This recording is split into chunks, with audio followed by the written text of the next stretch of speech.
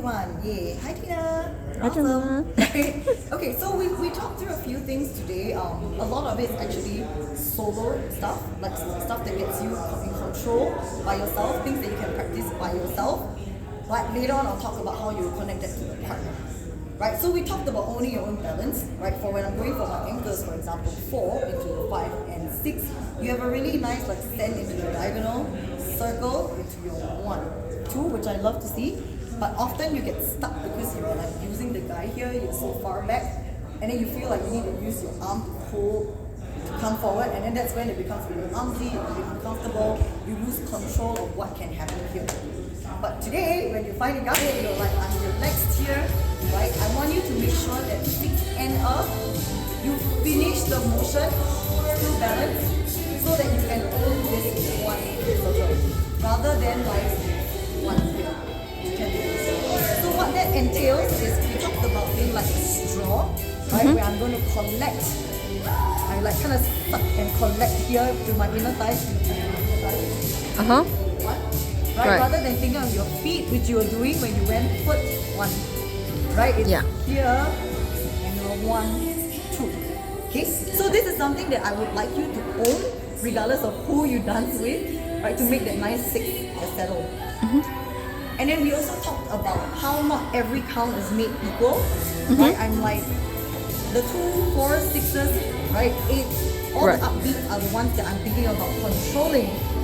Right, everything else I kind of let go except for the 1 because the 1 is a full.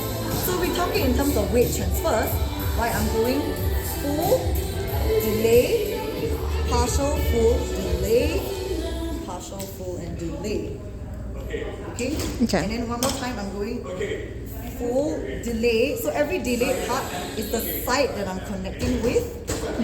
Right, so you can see now I'm just going to let it like fall, like the rise, this is the rise on the delay. I'm going to let it relax and fall into the 3N until the 4 when I'm going to be like control it again and then fall and control it again. Right, so if I do passes, you can actually see me go like boom, tick, boom, tick, boom, tick, boom, tick, sugar push, boom, tick, boom, tick.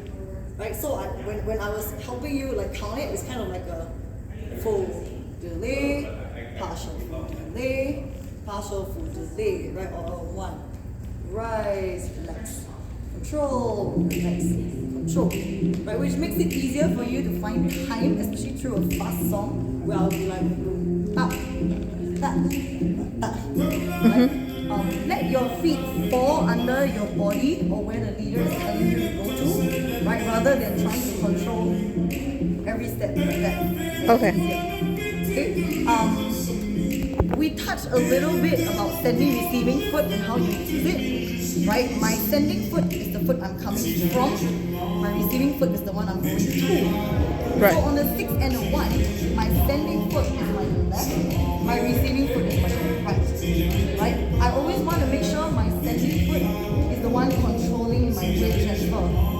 Right? While you tend to get off it really fast, so you tend to be like 1 and then you kind of end up falling into stuff really quick, but I'm going like 1 and at this point, I always talk about nailing that foot to the ground. If you were to kick my foot even at this point, I'm still using the floor like hell, which makes me engage through this, and it makes me straighten my legs without me thinking about straightening my legs.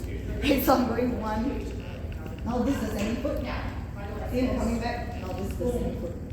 And touch, right?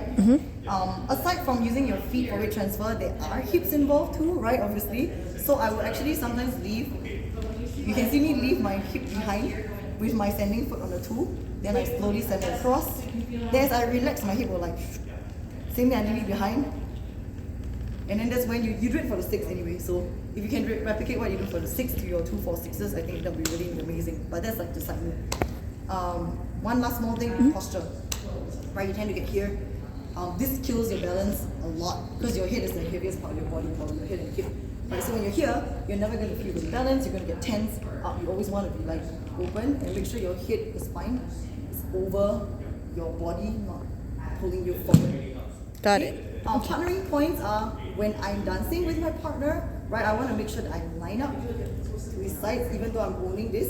right? You tend to be like, oh, the leader somewhere here and the four here, right? But I'm going. It can be really small, right? And still holding it side. Cool. Yes.